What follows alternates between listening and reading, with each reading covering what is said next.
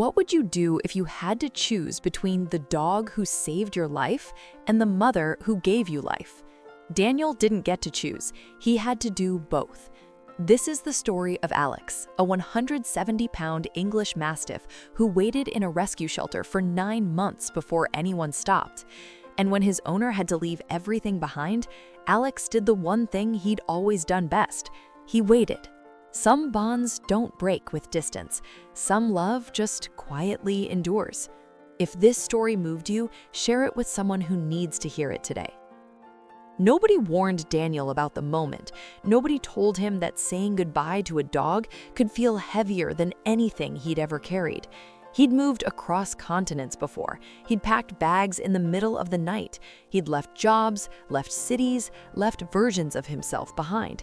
But standing in his apartment doorway, looking down at 170 pounds of fawn-colored English Mastiff, at Alex with those deep, wrinkled eyes searching his face, Daniel felt something crack open inside his chest that he wasn't sure would ever fully close again. This is not a story about abandonment. This is a story about love that costs something. Real love, the kind that asks you to make impossible choices. Alex came into Daniel's life 3 years earlier, on a rainy Tuesday afternoon that neither of them would ever forget. He was sitting at the back of Maplewood Rescue Center, not barking, not pacing, not doing any of the things the other dogs did to beg for attention. He was simply sitting, still, watching the door with the quiet patience of an animal that had already learned not to expect too much. The shelter worker, a woman named Carol, walked Daniel past 12 kennels before stopping at Alex's. "This one," she said simply. "He's been here 9 months. Most people take one look at the size of him and keep walking." Daniel looked. Alex looked back.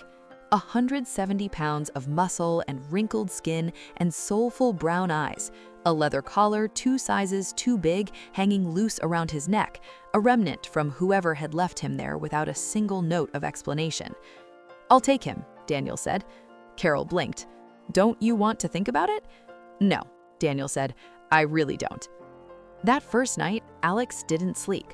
He walked the perimeter of Daniel's apartment 4 times, pressing his enormous nose against every corner, every door, every window. Then, at exactly 2:30 in the morning, he padded silently into Daniel's bedroom, lowered his massive head onto the edge of the mattress, and exhaled, a long, shuddering breath that seemed to carry 3 years of shelter nights inside it. Daniel reached out in the darkness and rested his hand between Alex's ears. Neither of them moved until morning. What people don't understand about English Mastiffs is this: they don't love loudly, they don't bounce off walls or spin in circles or demand your attention with frantic energy. They love quietly, completely, with a stillness that is somehow more overwhelming than any noise. Alex loved Daniel like a shadow loves the person it belongs to. Every morning, without fail, he would position himself beside the front door while Daniel made coffee, not blocking it, just near it, watching. Every evening when Daniel returned from work, Alex would rise slowly from wherever he'd been resting, walk to the door, and press the full weight of his enormous head against Daniel's leg. No barking, no jumping, just presence. Just, "I'm here, you're back, everything is okay now." Weekends, they would walk the park near the apartment, Alex moving at a slow, dignified pace that made strangers stop and stare. Children would run up with wide eyes, parents would hesitate, and then Alex would lower his head and let a 4-year-old scratch between his ears with both hands, tail swaying like a slow pendulum. "He looks terrifying," a woman said, laughing with relief. "I know," Daniel said. "He's the gentlest thing I've ever met." I see you still haven't subscribed. Honestly, that breaks my heart. Hit that button right now. Stories like Alex's deserve to be heard.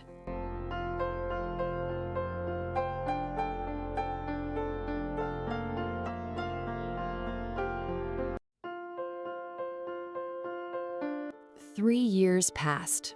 Alex grew even larger, if that was possible, and somehow even calmer. He had learned Daniel's rhythms the way water learns the shape of a river. He knew when Daniel was stressed before Daniel knew it himself. He would simply appear, pressing that great warm weight against his leg, grounding him without a single word. There are bonds between people and animals that science struggles to explain. Not training, not habit, something older than both. Some stories are too important to keep to yourself. If this is reaching you, share it with someone who needs it today. Daniel's mother lived in Portugal. She had been sick before, small things, manageable things, but in February, the call came that changed everything. It's serious this time, Daniel. He booked his flight within the hour. It was only when he set his suitcase by the door that he remembered Alex. He sat on the floor, the actual floor, back against the couch, and Alex climbed halfway into his lap with absolutely no awareness of his own size, the way he always did when something was wrong. "I can't take you with me, buddy," Daniel whispered. "I don't know how long I'll be gone." Alex pressed his nose against Daniel's jaw and held it there. His best friend Marcus had known Alex from the beginning, there the night Daniel brought him home, the one Alex trusted without question. "Go," Marcus said, when Daniel called. "Alex stays with me." "I don't know when I'm coming back." "Go, Daniel." The morning of the flight, Daniel knelt in front of Alex one last time. He held that massive face in both hands and looked into those deep amber eyes. "You saved me first," he whispered. "I need you to wait one more time." Alex didn't understand the words, but he understood the suitcase. He understood the door. Daniel didn't look back as he walked out. He knew if he did, he wouldn't leave. Marcus told him later, Alex sat by that door for 4 hours, didn't move, didn't eat that evening. But on the third morning, he walked to Marcus's couch, climbed up, all 170 pounds, pressed against his side and exhaled. Long, slow, certain. "I'm still here. I'm waiting." Daniel's mother is recovering. Every evening he video calls Marcus, really just to see Alex, those heavy-lidded eyes blinking at the screen, that low, rumbling exhale. They say dogs don't understand time. Maybe, but Alex understands something deeper. Faithfulness, the quiet decision to stay, not because you have no choice, but because some bonds are simply worth waiting for. Because sometimes the ones who wait the longest love the deepest. Is this loyalty or is this love? Or are they exactly the same thing? Tell me in the comments.